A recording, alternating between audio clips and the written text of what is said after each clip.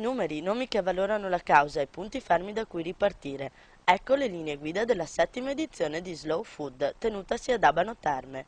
Realtà quella del cibo buono, pulito e giusto, che segna un trend più che positivo per il movimento, presieduto negli ultimi 4 anni da un ambizioso Roberto Burdise, riconfermato al timone e che punta sempre più in alto. Vogliamo essere sempre più presenti sui territori, siamo già strutturati per essere forti a livello locale, vogliamo portare i nostri progetti ad essere dei veri fattori politici, culturali e sociali nelle comunità in cui operano le nostre condotte. Lo faremo con gli orti, lo faremo con i mercati, con i gruppi d'acquisto e soprattutto con tanta attività educativa e informativa. Ospiti illustri come il governatore del Veneto Luca Zaia, il sindaco di Roma Alemanno e il presidente di Coldiretti Sergio Marini, accompagnati da esponenti del mondo politico, culturale e sociale, hanno acceso i riflettori sui temi che sono da sempre i cavalli di battaglia di Slow Food, quali biodiversità, lotta agli sprechi, tutela del paesaggio, ma soprattutto valorizzazione di identità e tradizione.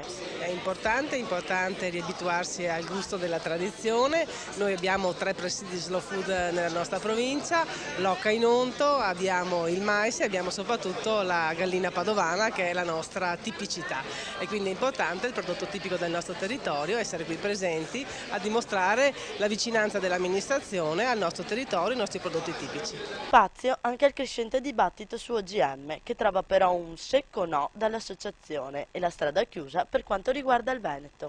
Gli OGM è chiara la mia posizione di totale e netta contrarietà, ci sono decine di motivazioni, le principali direi che si possono riassumere nel fatto che gli OGM non sono sicuri dal punto di vista della salute, visto e considerato che il mondo scientifico è spaccato a metà, dove si coltivano gli OGM non si guadagna di più, ma soprattutto non possiamo cedere questa sovranità in agricoltura alle multinazionali.